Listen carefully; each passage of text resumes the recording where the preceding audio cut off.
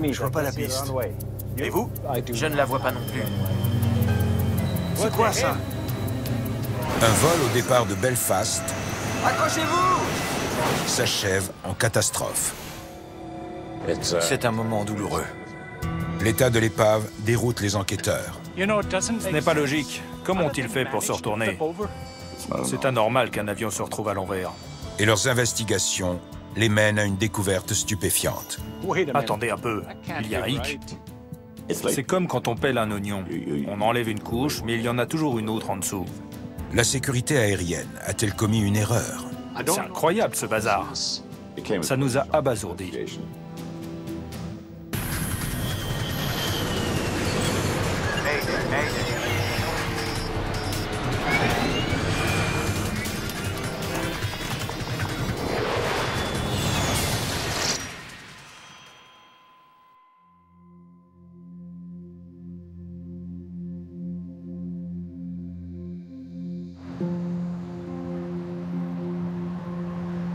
Cork, sur la côte sud de l'Irlande. Une ville connue pour son port et son brouillard. À cause de la météo, le vol 7100 de la Manx 2 est en circuit d'attente. Si le brouillard ne se dissipe pas, il faudra se dérouter. On pourrait atterrir à Waterford. Ce vol en provenance de Belfast, en Irlande du Nord, était censé atterrir à Cork à 9 h. Ou dans le Kerry. 30 minutes plus tard, il est toujours en train de tourner au-dessus de l'aéroport. Cork donne sur l'Atlantique et c'est très fréquent qu'on ait du brouillard. Il apparaît et disparaît sans préavis. Parfois, ça dure quelques heures. Parfois, il reste 2 ou 3 jours. Ce jour-là, le brouillard était très épais. C'était la purée de pois, comme on dit. Pourvu qu'on atterrisse vite, j'ai du boulot. L'avion transporte 10 passagers, dont Lawrence Wilson, qui se rend à Cork pour son travail. J'allais à Cork pour donner une formation de conducteur de chariot élévateur. Je m'étais déjà rendu là-bas à plusieurs reprises, et c'était un voyage banal pour moi. J'avais l'habitude. L'avion est un Fairchild Metroliner 3. C'est un tout petit avion. Je mesure 1,83 m et je ne pouvais pas me tenir debout. Cet appareil à turbopropulseur d'une capacité de 19 passagers est conçu pour effectuer des petits trajets à bas coût. La Manx 2 assurait la liaison Belfast-Cork. Économiquement parlant, elle n'aurait pas été viable à bord d'un 737 ou d'un Airbus. Le copilote anglais Andrew Cantle est à la manœuvre. Pendant qu'il tourne au-dessus de Cork, le commandant de bord espagnol, Jordi Sola Lopez, se renseigne sur la météo des aéroports voisins. Vent de surface faible, visibilité 900 mètres dans le brouillard. 5 sur 5, merci beaucoup. Le temps s'améliore à Cork? Généralement, ces avions ont un équipage de 2 pilotes. Sam Stotrow est instructeur de vol sur les Metroliner 3. Le pilote aux commandes gère le contrôle de la trajectoire de vol, les changements de configuration, ce genre de choses. Et celui qui assure la surveillance concentre son attention sur l'extérieur et l'intérieur. Et il étudie les conditions à l'aéroport et sur la piste.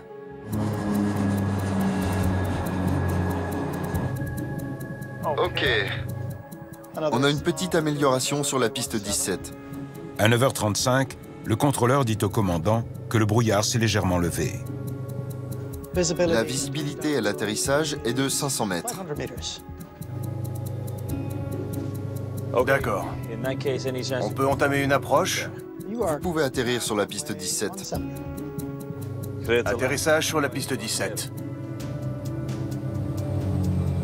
Après avoir patienté en tournant au-dessus de l'aéroport, l'équipage doit maintenant concentrer son attention sur cet atterrissage compliqué.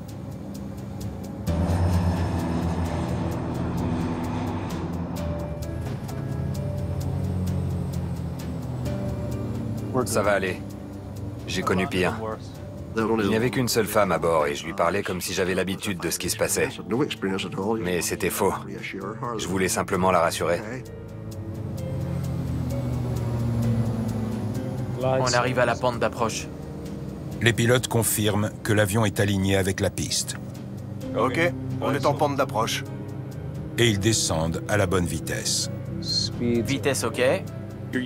On se sert du conservateur de cap, de l'indicateur de situation horizontale et d'autres indicateurs, comme l'indicateur sphérique, pour régler la trajectoire de vol. Je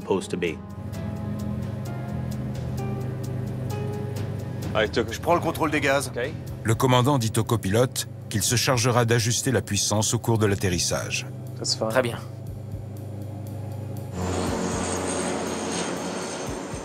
Phare allumé. Train d'atterrissage en position. Oui, le temps est bien meilleur ici.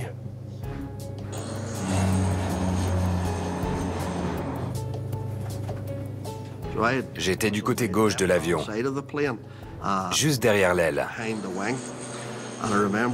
Et je me souviens que je ne voyais rien. Je ne voyais même pas la piste.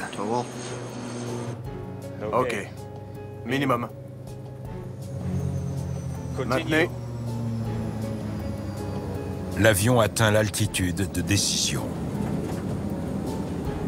On parle d'altitude de décision, parce qu'à cette altitude, si vous n'avez pas la piste en vue, vous décidez d'interrompre l'approche. Le capitaine réduit la puissance.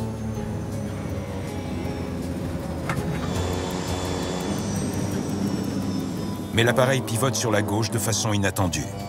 C'est quoi ça? Remontez! Je remonte.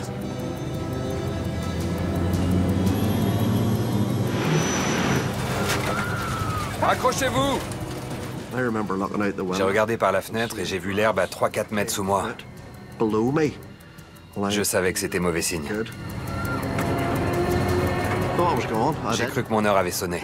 Je me disais, ça y est, ce coup-ci, c'est fini pour moi.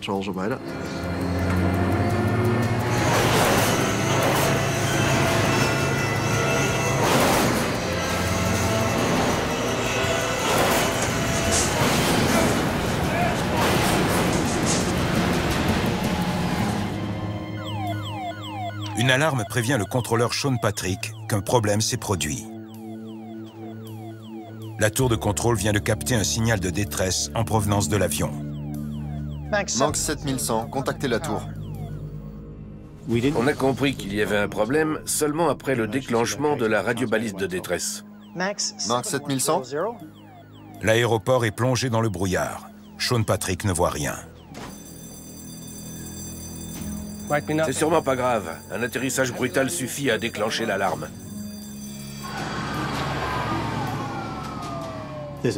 Pendant une minute, on est en suspens. On attend que les équipes de secours se déploient. On est dans l'expectative.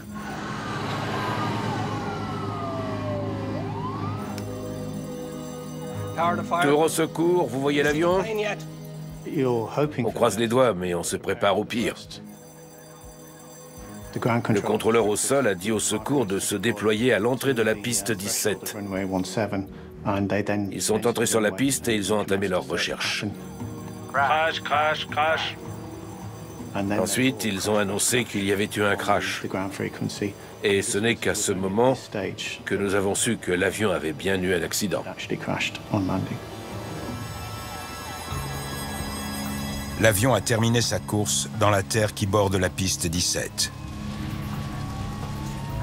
Les secouristes maîtrisent rapidement les flammes, puis tentent de faire sortir les survivants. J'ai vu la lumière du jour entrer dans l'avion. Il était en piteux état. Ils se sont approchés de moi et pour m'extraire, il a fallu qu'ils arrachent 2 fauteuils. Celui qui était devant moi et celui de derrière. Un pompier a réussi à passer une main et au couteau, il a coupé ma ceinture de sécurité et ils m'ont libéré. Je me suis levé dans la partie de l'avion la moins écrasée. Et c'est seulement à ce moment que je me suis aperçu que l'avion était retourné. J'étais debout sur le plafond et les sièges étaient au-dessus de ma tête. Sur les 12 personnes présentes à bord, 6 sont mortes, dont les 2 pilotes.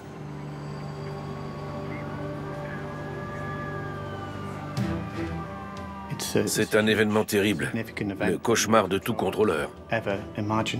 Mais aussi dur que ce soit pour nous, ce n'est rien comparé à ce que traversent les passagers. Et on compatit avec eux et leurs familles. C'est un moment douloureux. Les familles sont en deuil et nous leur devons de les accompagner de notre mieux. C'est l'accident le plus meurtrier qu'ait connu l'Irlande depuis près de 45 ans. L'aéroport de Cork est célèbre pour son brouillard. Pour expliquer l'accident, les regards se tournent naturellement vers la météo. Beaucoup de vols à destination et en partance de Cork sont annulés chaque année à cause du temps. La simple décision de construire un aéroport à cet endroit avait déjà prêté à controverse. Avec l'arrivée des équipes de télévision et la diffusion en boucle de leurs images, la polémique ne va pas tarder à renaître. L'aéroport ne sera pas opérationnel avant quelque temps, car une enquête doit être menée. Le crash de Cork a été très médiatisé. Il a soulevé beaucoup de questions sur la sécurité aérienne et ça n'a sans doute pas facilité le travail des enquêteurs irlandais. L'unité d'enquête sur les accidents aériens est sous pression. Elle doit comprendre ce qui s'est passé, et vite.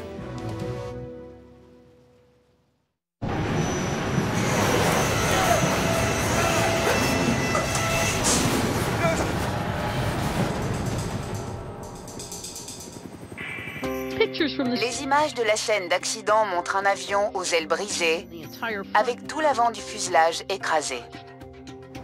L'épais brouillard présent au moment de l'accident est un suspect tout désigné. Les enquêteurs interrogent les contrôleurs sur les conditions météo. Sean Patrick, je peux vous aider? Et ce en quoi elles ont affecté le vol. Les contrôleurs jouent un rôle capital dans ces enquêtes. On explique quelles informations ont été données et on décrit les conditions météo et les échanges avec les pilotes. D'emblée, les enquêteurs notent un élément troublant. Ils avaient déjà fait 2 demi-tours. C'était le 3e essai. Les pilotes avaient déjà essayé d'atterrir à 2 reprises avant le crash. On parle de procédure d'approche manquée quand un avion approche de la piste et qu'il est en incapacité de poursuivre sa tentative d'atterrissage.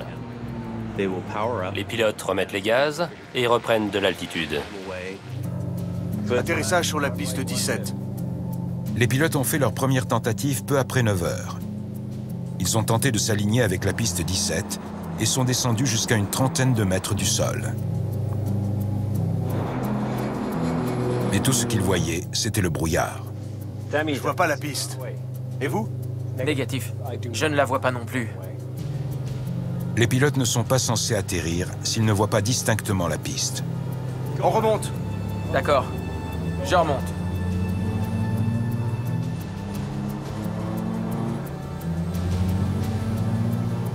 Dix minutes plus tard, ils emploient une tactique différente. Est-ce que nous pouvons atterrir sur la piste 35? De l'autre côté, le soleil se reflètera peut-être moins. Ils demandent à rejoindre une piste située de l'autre côté de l'aéroport. Ils espèrent qu'ils y verront mieux avec le soleil dans le dos. Je ne vois pas de différence. Cette fois, ils descendent jusqu'à 27 mètres du sol. Mais ils ne voient toujours pas la piste. Demi-tour.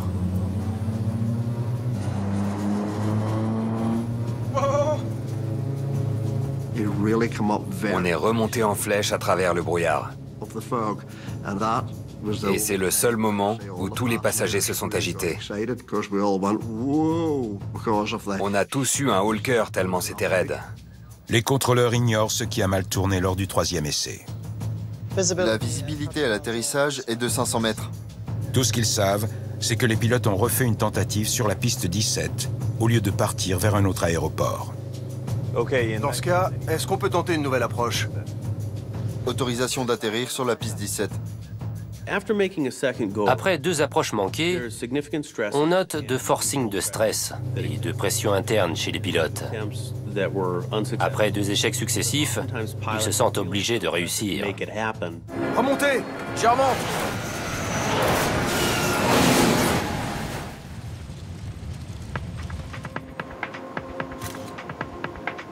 Graham Liddy. Sur la piste 17, l'enquêteur Graham Liddy passe le site au peigne fin. L'essentiel de l'avion est sur le bord de la piste, à l'envers. La première question à se poser est évidente. Ce n'est pas logique. Comment ont-ils fait pour se retourner? Il a tout de suite été clair que l'avion avait parcouru une longue distance en étant retourné. Automatiquement, on en a déduit qu'ils avaient perdu le contrôle. C'est anormal qu'un avion se retrouve à l'envers. Liddy et son équipe cherchent désespérément des informations susceptibles d'expliquer pourquoi cet atterrissage s'est aussi mal passé.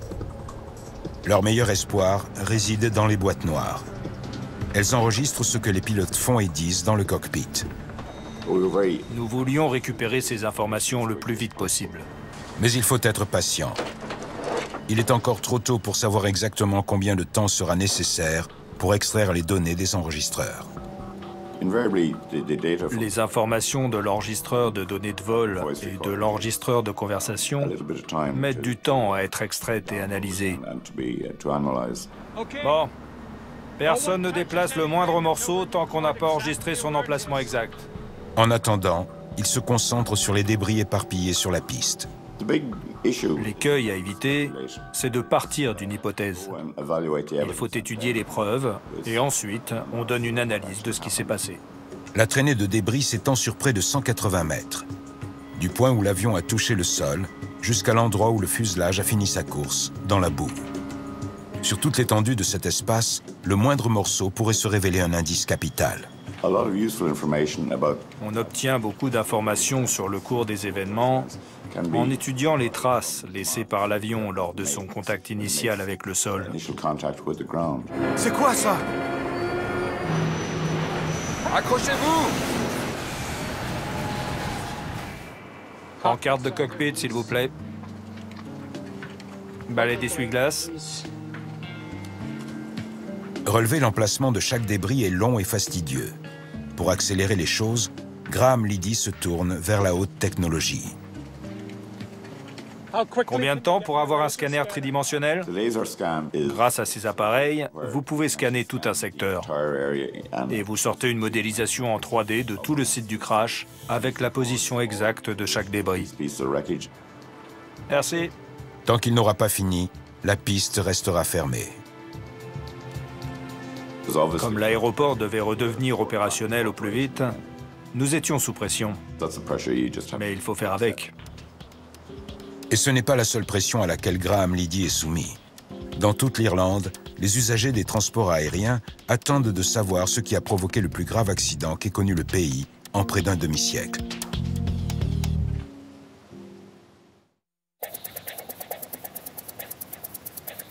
Mettez-le ici. Le scanner tridimensionnel vient d'arriver. Graham Liddy commence à faire le relevé du site du crash.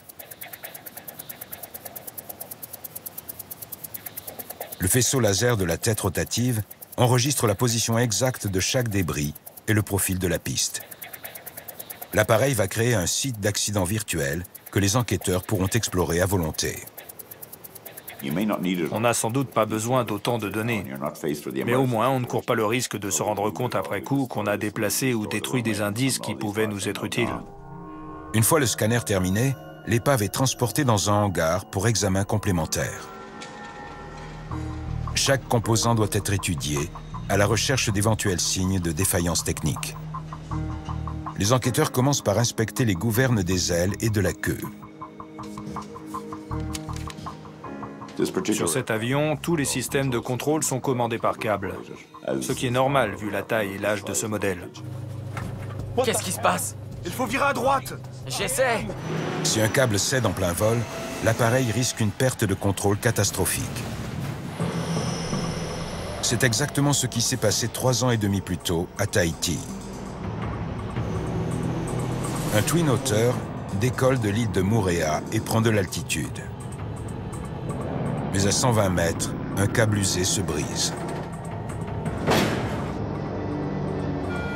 Le pilote ne peut rien faire. Son avion se précipite vers l'océan. Les 20 personnes présentes à bord meurent dans l'accident.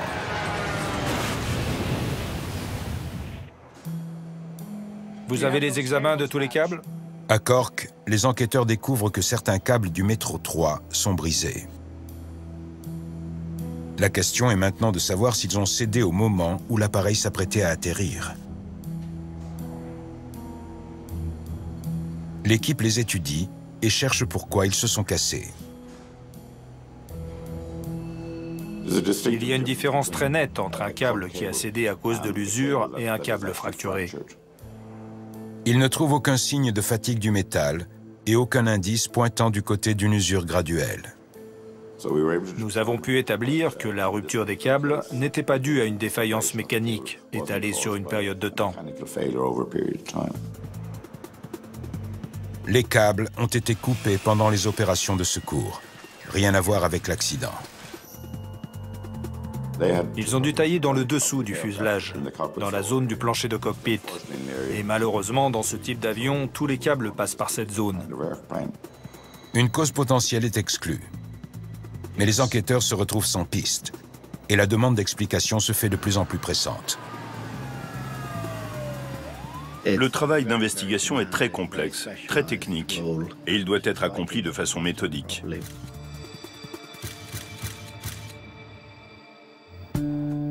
Les enquêteurs espèrent que les résultats du scanner tridimensionnel vont leur fournir les indices dont ils manquent cruellement. Montrez-moi le site du crash. Le scanner permet de visualiser la position exacte de l'avion au moment où il a touché la piste. Toutes les marques étaient positionnées au millimètre près. Le procédé s'avère immédiatement payant. Le premier débris est issu du bout de l'aile droite. On a trouvé des morceaux d'un des feux de navigation droit de l'avion. Ils étaient verts et ils se trouvaient à gauche de la ligne centrale. Les feux de navigation des ailes obéissent à un code couleur. Rouge à gauche, vert à droite, pour que les autres avions sachent dans quelle direction ils volent. C'est quoi ça?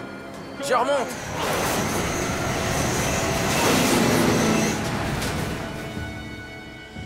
Ça nous a appris que le bout de l'aile était encore attaché au moment du contact avec le sol et que l'avion était déjà fortement tourné sur la droite.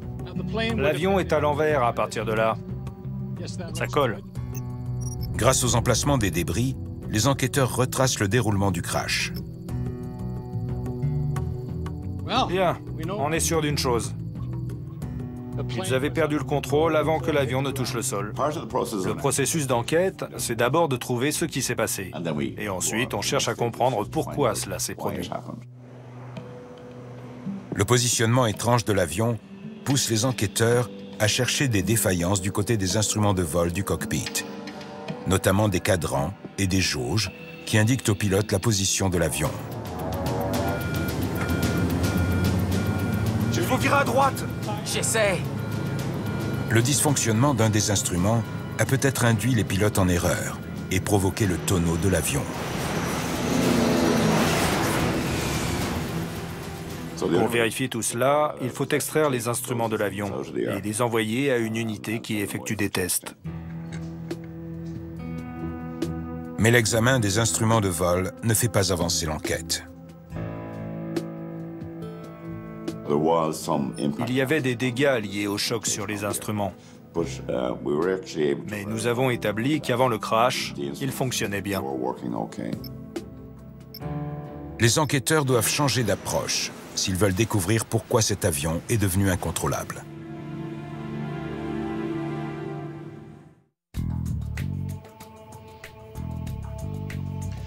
Bien, écoutons ça. Les boîtes noires du vol 7100 sont enfin à la disposition des enquêteurs. Reste à savoir s'ils pourront faire avancer l'enquête.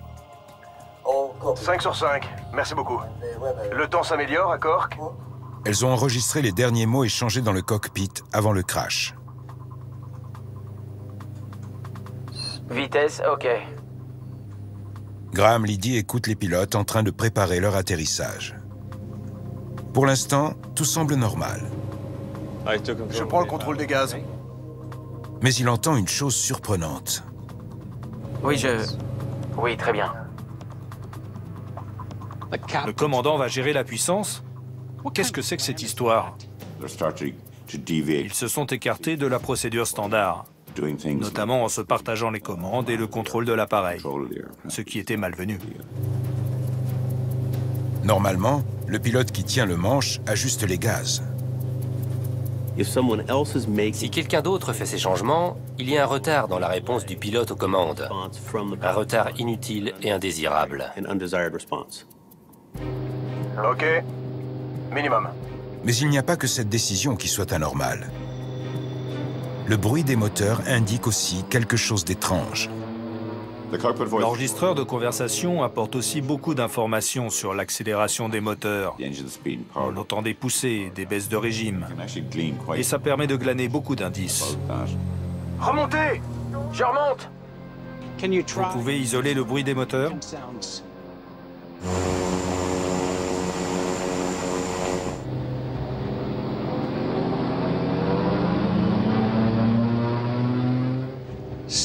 On dirait que les deux moteurs tournaient à des puissances différentes. La difficulté dans ce cas précis, c'était qu'on avait affaire à un bimoteur. Les enregistrements nous montraient qu'il se passait quelque chose, mais on ne savait pas de quel moteur il s'agissait. Graham Liddy se lance à la recherche d'éléments susceptibles d'expliquer les sons étranges en provenance des moteurs. Il étudie les données de performance fournies par la boîte noire. Elle confirme ses soupçons. Le moteur droit produisait plus de puissance que le gauche. Mais ce phénomène n'est pas rare sur les avions à turbopropulseur comme le Metroliner 3. Cette poussée inégale complique la maîtrise de l'assiette de l'avion, en particulier à faible vitesse. Pour les pilotes, c'est une difficulté supplémentaire en cas d'atterrissage délicat.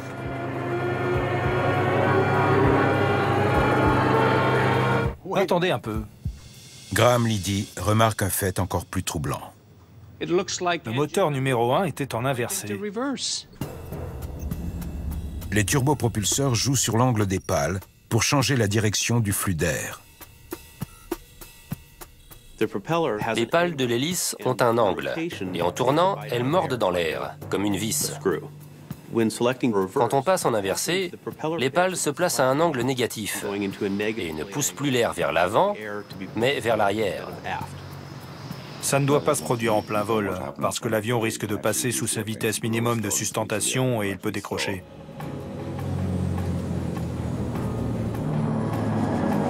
Les données suggèrent... C'est quoi ça? Que le commandant a trop tiré la manette de puissance et fait passer le moteur gauche, plus puissant, en inversé. Si vous faites ça en vol, vous allez avoir un moment avant sur l'aile droite et un moment arrière sur l'aile gauche. Et du coup, vous pivoterez violemment sur la gauche. Remontez! Le commandant essaie de corriger son erreur en poussant la manette vers l'avant. Mais la poussée inégale le prend au dépourvu.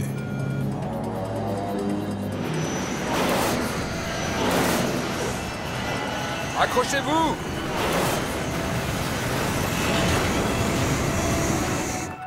Le moteur gauche dégage plus de puissance et les fait basculer vers la droite. Ce mouvement de lacet a été catastrophique. L'avion s'est retrouvé complètement de côté. Je prends le contrôle des gaz.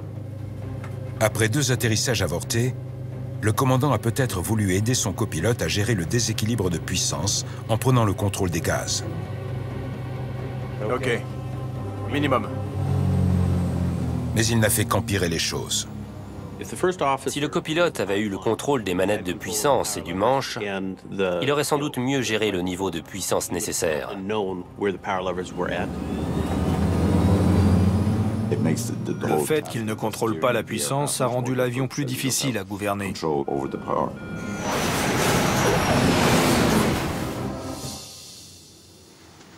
Ils ont fait des erreurs de débutants.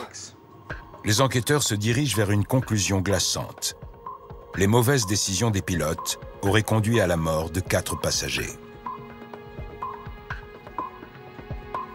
Ils cherchent à en savoir plus sur les 2 hommes. Quelle expérience avaient-ils? Et quelle formation? Nous nous sommes concentrés sur la conduite des pilotes. Ils auraient dû être capables de faire face à la situation, mais ça n'a pas été le cas. Pourquoi? Ils étaient tous les 2 assez jeunes et peu expérimentés. Ils s'aperçoivent que les deux hommes étaient nouveaux à leur poste. Le commandant venait d'être promu 4 jours plus tôt et le copilote n'était embauché que depuis 3 semaines. L'un et l'autre n'avaient qu'une expérience minime à leur poste. Fait encore plus troublant, Jordi Sola Lopez n'avait pas encore achevé la formation requise pour commander cet avion. Et le copilote, Andrew Cantle, n'avait pas terminé son vol de vérification finale, habituellement indispensable à tous les pilotes. Ce n'est pas courant d'associer un copilote et un commandant qui viennent d'être nommés. La plupart des compagnies aériennes prohibent ce qu'on appelle le bleu sur bleu. Un nouveau commandant et un nouveau copilote ne peuvent pas être en binôme. Généralement, il faut que le commandant ait au moins 100 heures de vol à son actif, avant de voler avec un copilote qui vient d'arriver. Vous avez remarqué quelque chose d'inhabituel? Cette découverte jette un nouvel éclairage sur certains détails mentionnés par les passagers. Les pilotes semblaient ne concevoir aucun soutien logistique de la part de la compagnie. Ils devaient tout faire eux-mêmes, jusqu'au réglage des sièges. Plusieurs passagers ont mentionné des choses surprenantes. Cet avion volait non-stop. Les enquêteurs découvrent que la nuit précédente, l'appareil avait effectué du transport de marchandises. Le Fairchild Metro, utilisé par la Manx II, assurait d'autres liaisons dans la nuit. Il transportait du courrier des postes britanniques. Et les sièges étaient retirés à chaque fois. Les sièges devaient être réinstallés pour les passagers du vol du matin. Un instant, messieurs, nous arrivons. Bienvenue à bord. Ce n'était qu'un petit réglage de dernière minute. Les recommandations de sécurité se trouvent dans les filets situés à l'arrière des sièges. En l'absence de steward ou d'hôtesse, le copilote s'acquittait de tâches supplémentaires. La ceinture s'attache et s'ajuste comme ceci, et on la détache comme cela. Un des pilotes est sorti du cockpit et il nous a expliqué comment attacher nos ceintures. Il nous a aussi montré les issues de secours et les choses du genre. Installez-vous confortablement et merci d'avoir choisi manx2.com. Bricolage des sièges, chargement des bagages, présentation des consignes de sécurité. Ces gars faisaient tout eux-mêmes. La question, c'est est-ce que ça a affecté leur pilotage?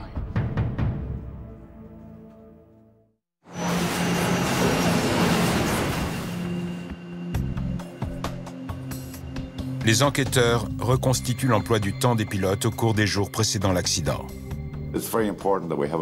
Il était très important de cerner l'état de concentration des pilotes et s'ils avaient pu être perturbés par les tâches périphériques, comme la préparation des sièges ou la présentation des consignes aux passagers. Ni l'un ni l'autre ne dormait assez. Avec toutes ces tâches supplémentaires, aucun des deux hommes n'avait suffisamment de temps pour se reposer entre les vols. Une dangereuse violation de la réglementation aérienne. Un pilote qui fait des journées à rallonge accumule de la fatigue, même s'il ne s'agit pas de voler. Il accumule un déficit de sommeil. Je vois pas la piste. Et vous? Négatif. Je ne la vois pas non plus. Je remonte. La fatigue pourrait expliquer pourquoi les pilotes n'ont pas su négocier cet atterrissage, rendu difficile par le brouillard. Les enquêteurs cherchent à en savoir plus sur les opérations de leur compagnie aérienne, la Manx II. Si vous n'engagez pas les pilotes, qui s'en occupe? Ce qu'ils découvrent est stupéfiant. La Manx II n'est pas une compagnie aérienne du tout. Elle se contente de vendre les billets. La Manx II était ce qu'on appelle une compagnie aérienne virtuelle. Les avions n'étaient pas sous leur contrôle direct. En gros, c'était une société écran qui se contentait de vendre des billets. Ça nous a abasourdis. Automatiquement, on se dit qu'il y a quelque chose de louche. Quel rôle tient la Manx II dans la gestion quotidienne de cet avion? Les enquêteurs comprennent que pour trouver les origines de cet accident, ils devront remonter une piste administrative, internationale et sinueuse. Ils ne s'occupaient pas de la maintenance. Ils sous-traitaient à une compagnie espagnole. C'est comme quand on pèle un oignon. On enlève une couche, mais il y en a toujours une autre en dessous. Ça a été une enquête compliquée. Elle a pris beaucoup de temps. Le seul avion qui n'a jamais de pépins. Ils se plongent dans les registres où les pilotes doivent consigner les problèmes de maintenance. Plus de 100 heures de vol et même pas un joint usé. Rien. De façon assez incroyable, aucun problème mécanique récent n'a été enregistré. C'est rarissime qu'un avion opère 106 heures sans rencontrer un seul souci méritant d'être consigné. Pourtant, le registre de maintenance et le registre technique étaient totalement vierges. L'histoire de l'aviation est jalonnée de catastrophes dues à un mauvais entretien des appareils. En septembre 1991, le vol 2574 de la Continental Express approche de Houston, au Texas. Dans un ciel dégagé, l'avion pique soudain du nez. Les pilotes ne contrôlent plus l'appareil. Il s'écrase dans un champ. Les 14 personnes présentes à bord décèdent. La veille au soir, les mécaniciens avaient oublié de remplacer une rangée de vis sur l'empennage horizontal.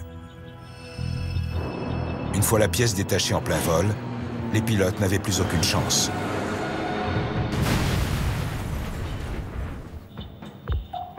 À Cork, les enquêteurs découvrent de nouveaux éléments troublants sur la Manx 2.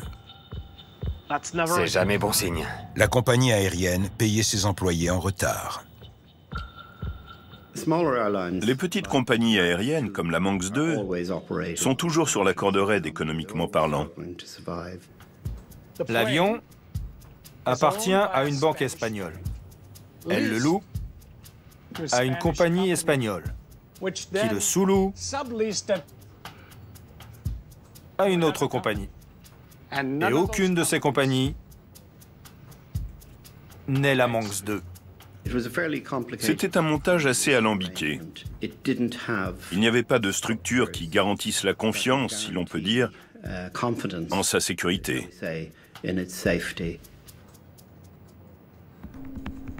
L'aéroport du Kerry est à 11 minutes. Repassez là, s'il vous plaît. Face à l'indigence de l'organisation et aux difficultés financières de la Manx 2, les inspecteurs se demandent si les deux jeunes pilotes ne se sont pas trouvés contraints d'atterrir à Cork, et ce, malgré le mauvais temps. Si le brouillard ne se dissipe pas, il faudra se dérouter. On pourrait atterrir à Waterford. Il semble qu'il y avait une pression implicite de la compagnie. Ne pas atterrir dans l'aéroport prévu initialement n'était pas bien vu. Et je pense que les pilotes se sont sentis poussés à accomplir leur tâche en dépit des risques. Le temps est pire là-bas qu'ici. On pourrait essayer le Kerry. Les pilotes semblent hésiter sur la marche à suivre face à ce mauvais temps. Ils ne voulaient vraiment pas se dérouter. L'aéroport du Kerry est à 11 minutes. D'accord. Au moins, on sait que le temps est correct là-bas. Ça nous fait un plan B. Les pilotes se renseignent sur la météo de plusieurs aéroports, mais rechignent à se dérouter. 5 sur 5. Merci beaucoup. Le temps s'améliore à Cork? On a une petite amélioration sur la piste 17. Mauvaise idée, les gars. S'ils se posaient ailleurs, ils n'avaient pas d'infrastructure vers qui se tourner. Ils n'avaient même pas de ligne de crédit pour acheter du carburant. En optant pour un autre aéroport, ils risquaient de devoir avancer de nombreux frais. Des taxes d'aéroport, au coût du transfert des 10 passagers vers Cork, en bus ou en taxi.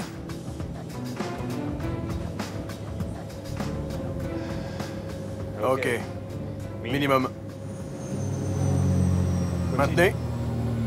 Il semble de plus en plus évident que le manque de soutien logistique de la compagnie leur a forcé la main pour atterrir à Cork malgré le brouillard. Ces deux pilotes étaient livrés à eux-mêmes en quelque sorte. Ils étaient très peu épaulés.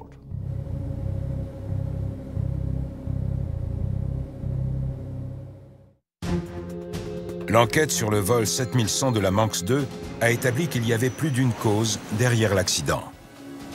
C'est le dernier maillon d'une chaîne d'erreurs et de circonstances meurtrières. Un épais brouillard a mis un équipage inexpérimenté et fatigué sous pression, et il a débouché sur une erreur de pilotage, aggravée par le mauvais entretien des moteurs. Les moteurs produisaient une puissance inégale depuis plus de 100 heures de vol, et aucun pilote ne l'a mentionné. C'est très mauvais signe de ne pas voir de signalement de maintenance. Ok. Minimum. Si le déséquilibre des moteurs avait été signalé, il aurait peut-être été réparé. Mais les enquêteurs n'en trouvent mention nulle part. Maintenez. L'anomalie est passée inaperçue, ou alors elle a été remarquée mais sans qu'on s'en occupe. Si les moteurs du Metroliner 3 avaient été bien équilibrés, Remontez. Je remonte! les pilotes auraient peut-être pu sauver la situation quand le commandant a trop réduit les gaz. Au lieu de cela, la poussée inégale des moteurs a fait basculer l'avion et provoqué son crash.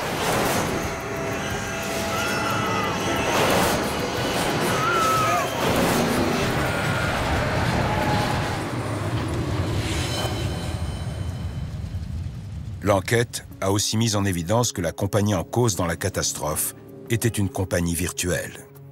Détenue par des intérêts espagnols mais basée sur l'île de Man, la Manx II était passée entre les mailles du filet des autorités aériennes. La gestion quotidienne de l'avion n'était pas clairement établie entre le propriétaire et le vendeur de tickets.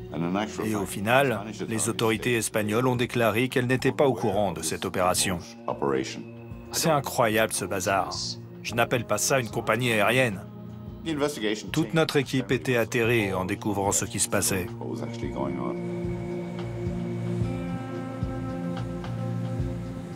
Cet accident a attiré l'attention du monde sur un problème de sécurité de plus en plus préoccupant. Les énormes brèches dans la réglementation qui régit les petites compagnies aériennes européennes. Des compagnies au personnel jeune, peu expérimenté, et auxquelles on demande de travailler de longues heures avec un soutien logistique limité. Les pilotes ont eux-mêmes commis de nombreuses fautes. Mais la compagnie aérienne avait aussi une grosse part de responsabilité dans cet accident. Elle a permis que deux pilotes inexpérimentés se retrouvent en binôme. Le tout avec un manque criant de soutien et de supervision.